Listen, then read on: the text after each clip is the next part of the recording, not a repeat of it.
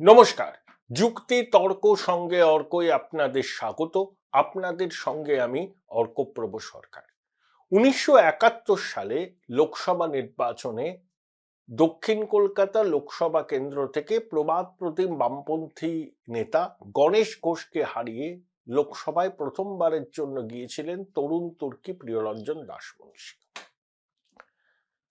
দক্ষিণ কলকাতা তারপর থেকে অবাম প্রার্থীদের কাছে কার্যত দুর্গে পরিণত হয়। মানে তারপর দক্ষিণ কলকাতা থেকে বামেরা বোধহয় আর জিততে কখনো পারেননি। বিপ্লব দাশগুপ্ত একবার বোধহয় জিতেছিলেন, আমার সালটা মনে পড়ছে না, সেটা একটা ব্যতিক্রম ছিল। কার্যত ওটা বাম বিরোধী রাজনৈতিক শক্তির গড়ে পরিণত হয়। কেন আমি 71 সালের কথাটা বললাম? তার কারণ হচ্ছে গণেশ ঘোষকে হারিয়ে প্রিয়রঞ্জন দাশমুন্সী লোকসভায় গেছিলেন দক্ষিণ কলকাতা কেন্দ্র থেকে। 84 সালে বাংলার অগ্নিকন্যা বঙ্গেশ্বরী প্রথম নির্বাচনে সোমনাথ বাবুকে হারিয়ে দিলেন যাদবপুরে। 89 সালে যাদবপুর কেন্দ্র থেকে তিনি হেরে গেলেন মানিনী ভট্টাচার্যের কাছে। রাজীব গান্ধী যেহেতু দিদিমণিকে খুব স্নেহ করতেন, প্রশ্রয় দিতেন, তাই রাজীব গান্ধীকে কনভিন্স করে মমতা বন্দ্যোপাধ্যায় দক্ষিণ কলকাতায় যে শিফট করলেন 91 সালে, 2009 পর্যন্ত সেই কেন্দ্র থেকে তিনি কিন্তু হারেননি। যেহেতু হারেননি, তাই কেন্দ্র পরিবর্তনের কোনো বিষয়ও ছিল না। অর্থাৎ মমতা বন্দ্যোপাধ্যায় নিজের জন্য সব সময় একটি নিরাপদ আসনের খোঁজ করেন, যে তার কাছে সব থেকে নিরাপদ। লোকসভা নির্বাচনের প্রেক্ষিতে দক্ষিণ কলকাতায় সব থেকে নিরাপদ। যেমন 2004 সালে তৃণমূল একটা আসন পেল, ওই দক্ষিণ কলকাতা, ওই মমতা বন্দ্যোপাধ্যায় 83,000 ভোটে জিতেছিলেন। সেবার সিপিএম স্লোগান দিল এবার রবীন্দ্র। চাপে পড়েছিলেন দিদিমণি, কিন্তু যেহেতু দক্ষিণ কলকাতা, যেহেতু ওটা অবাম রাজনীতির কার্যত পীঠস্থান, তাই মমতা শেষ পর্যন্ত জিতে মুখ রক্ষা করতে পেরেছিলেন এবং সংসদে তৃণমূল কংগ্রেস খাতা খুলতে পেরেছিল। এই কথাগুলো কেন বললাম?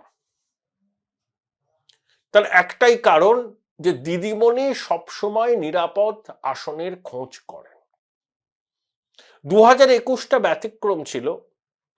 আবেগতাড়িত হয়ে বুঝে নেব এত মুসলমান ভোট আছে নন্দীগ্রামে, আমি জিতবো, কে কালকা যোগী শুভেন্দু অধিকারী, তা 1956 হারলেন, কম্পার্টমেন্টাল চিফ মিনিস্টার হলেন, ভবানীপুর থেকে বাই ইলেকশনে জিতলেন। এখন প্রশ্ন হলো, ভবানীপুর কি দিদিমণির জন্য নিরাপদ? যদি এক কথায় বলতে হয়, না, এই মুহূর্তে না। 15ই ডিসেম্বর থেকে 10ই ফেব্রুয়ারির মধ্যে দিদিমণি তিনবার ওই ভবানীপুর বিধানসভা কেন্দ্রের 8টা ওয়ার্ডের কাউন্সিলর, বিএলএ, ফিরাদ হাকিম, দেবাশিস কুমার, অরূপ বিশ্বাসের সঙ্গে বৈঠক করেছেন। নিজের বাড়ি যেখানে, প্রত্যেকটা বাড়ি ইট চেনেন মমতা বন্দ্যোপাধ্যায়।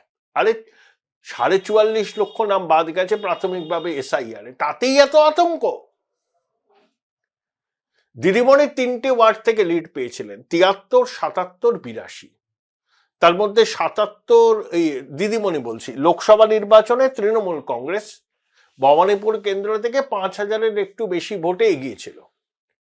তাহলে 3টে ওয়ার্ড থেকে তৃণমূল লিড পায়, 73, 77, 82। 82টা ববি হাকিমের, 77টা একজন মুসলিম ভদ্রমহিলার, আর 73টা দিদিমণির ভাইয়ের বউ কাজরি বন্দ্যোপাধ্যায়। সেখানে মাত্র 280 না 90 ভোটে লিড ছিল। আর বিজেপি বাকি 5টা ওয়ার্ডে লিড করে।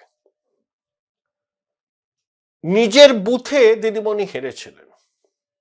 তারপরে এসআইআর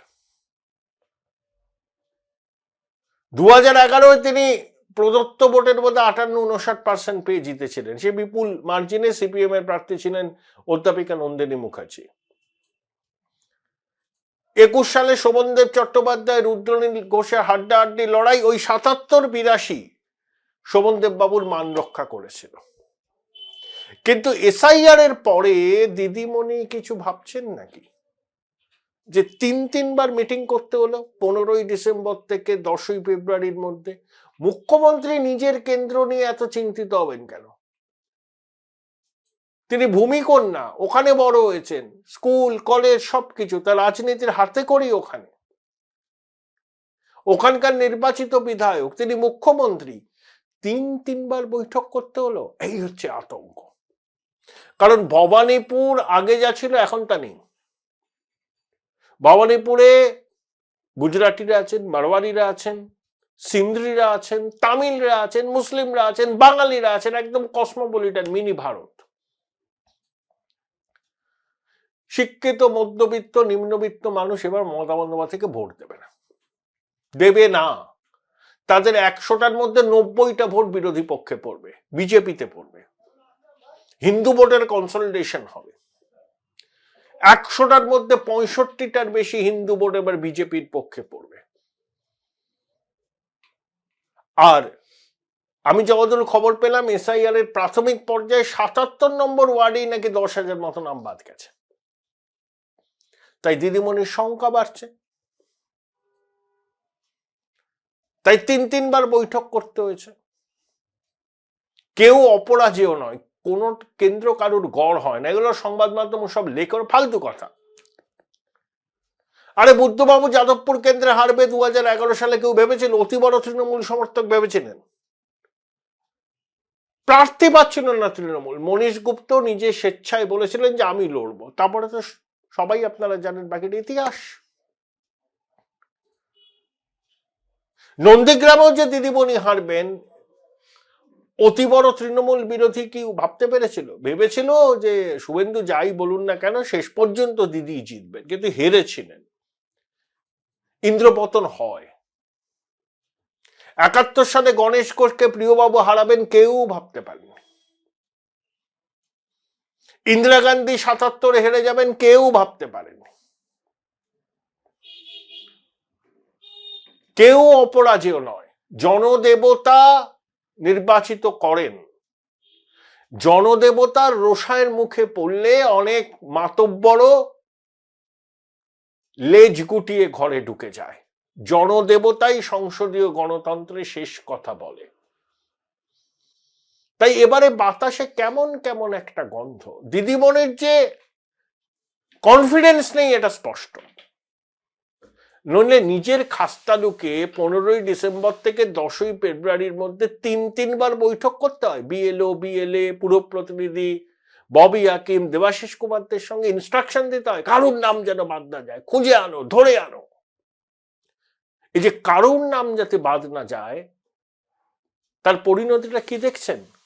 ওই খবরের কাগজের কাটিং, সাদা পাতা, ছবি উদ্ধারই করা যাচ্ছে না এমন নথি আপলোড করা হয়েছে। ইয়ারও করেছেন, অনুপ্রাণিত না সব?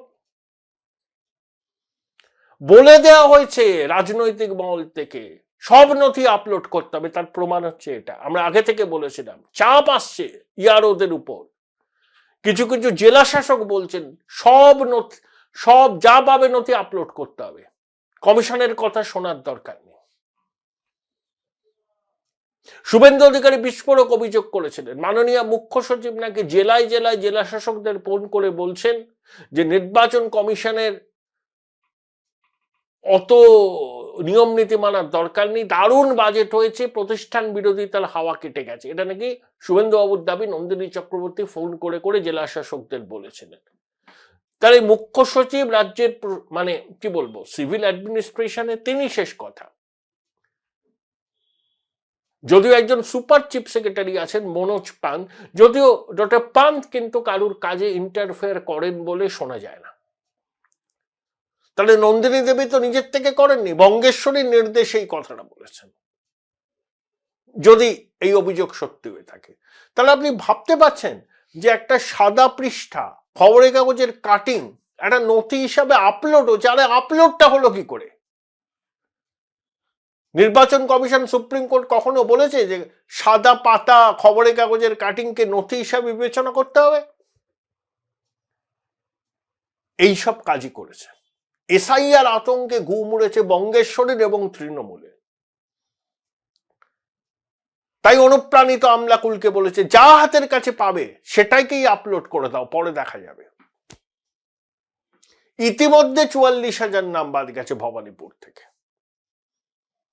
চূড়ান্ত তালিকা বেরোলে হয়তো আসল ফিগারটা জানা যাবে। কিন্তু ওই 15ই ডিসেম্বর থেকে 10ই ফেব্রুয়ারি 2 মাসের মধ্যে তিনবার বঙ্গেশ্বরী বৈঠক করছেন ভবানীপুর কেন্দ্রের 8 জন নির্বাচিত কাউন্সিলর, সবই তার দলের। বিএলও ফিরহাদ হাকিম, দেবাশিস কুমারের সঙ্গে কতটা ভয় পেয়েছেন বুঝতে পারছেন?